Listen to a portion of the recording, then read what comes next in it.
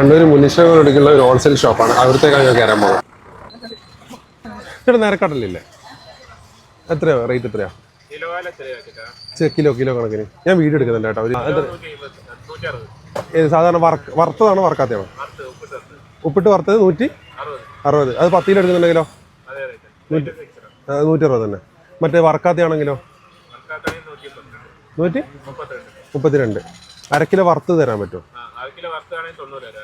90 വരുമോ? 1 കിലോ ആണെങ്കിൽ 160. ഓക്കെ. ചേട്ടാ ഇതെല്ലാം വറക്കാതാണല്ലോ ചേട്ടാ അല്ലേ? നല്ല ഫുഡ് അല്ല. എത്ര പൈസ എത്രയാ ചേച്ചി ഇവിടുത്തെ പണിക്കാരിയാ? ചേച്ചി ഇതിന് എത്രയാ പൈസ?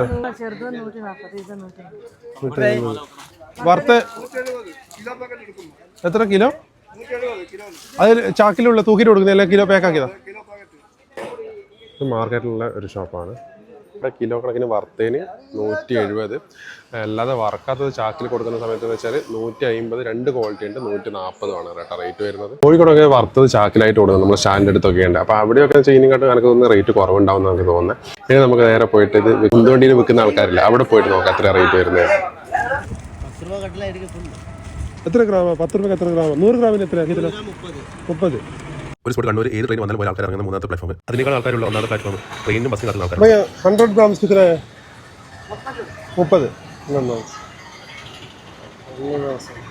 ഇപ്പം നിങ്ങൾ കണ്ടോ വറുത്ത കടലക്ക് 100 ഗ്രാമിന് 30 രൂപ. അതായത് 1 കിലോ ആകുമ്പോൾ 300 രൂപയായി അല്ലേ? അതല്ല അതിൻ്റെ കണക്ക്. അതായത് കിലോ എടുക്കുമ്പോൾ 140, 150. അത് നമ്മൾ സാധാരണ നമ്മൾ സ്ഥിരമായിട്ട് എടുക്കാത്തതുകൊണ്ട് പോയി. സ്ഥിരമായിട്ട് എടുക്കുന്നവർക്കാണെങ്കിൽ 25 കിലോ 30 കിലോ ഒക്കെ എടുക്കുമ്പോൾ അതിനെക്കാട്ട് പൈസ പറഞ്ഞിട്ട്, അതായത് പോട്ട് 150 രൂപ തന്നെ കൂട്ടി നേരെ ഡബിളാണ് വരുന്നത്. അതാണ് ബിസിനസ്. നിങ്ങൾ നോക്കിയിട്ട് ചെറിയ ലാഭമൊന്നും അല്ല കേട്ടോ കിട്ടുന്നത്. അതായത് നമ്മളിപ്പോൾ കടലൊക്കെ നടന്നു കൊണ്ട് വെക്കുന്നതിൽ കാര്യമൊന്നുമില്ല. അത് കുറേ എഫേർട്ടും കുറേ സമയം പോകും. അതേസമയം നല്ലൊരു സ്പോട്ട് നോക്കിയിട്ട് നിങ്ങൾ സ്ഥിരമായിട്ട് അവിടെ നിന്ന് ഒരു കടലൊക്കെ വറക്കാൻ തുടങ്ങിയിട്ടുണ്ട്. അത് കുറച്ചൊരു ഇപ്പോൾ തലശ്ശേരിയൊക്കെ എന്താ പറയുക ഒരു ഉഷാർ കടല എന്നെല്ലാം പറഞ്ഞാൽ അവർ പേരിട്ടിട്ടൊക്കെ വിൽക്കുന്ന ഒരു സ്ഥലങ്ങളൊക്കെ ഉണ്ട് കേട്ടോ.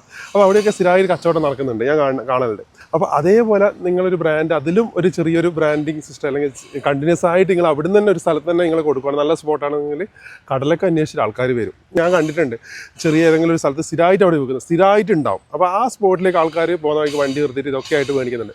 അപ്പോൾ നേരെ ഡബിൾ എന്ന് പറയുമ്പോൾ നിങ്ങൾ ഒരു ബസ് സ്റ്റോപ്പിലൊക്കെ നിന്ന് കഴിഞ്ഞാൽ നിങ്ങളെ മുമ്പും തന്നെ 10 രൂപയ്ക്ക് എത്ര മേടിക്കുന്നുണ്ടാവും. 100 ഗ്രാം മേടിക്കുമ്പോഴാണ് അങ്ങനെ പറയുക. 10 രൂപയ്ക്ക് മേടിക്കുമ്പോൾ അവർ അങ്ങോട്ടും ഇങ്ങോട്ടെല്ലാം ആവും. അപ്പം എന്താ പറയുക ഈ 300 രൂപ ആയിരിക്കും ആ കണക്കിൽ വരുമ്പോൾ കിട്ടുന്നത്. അറിയില്ല കടലൊക്കെ വാരിയിടലും കുറവും അങ്ങോട്ടും ഇങ്ങോട്ടെല്ലാം ആയിട്ട്.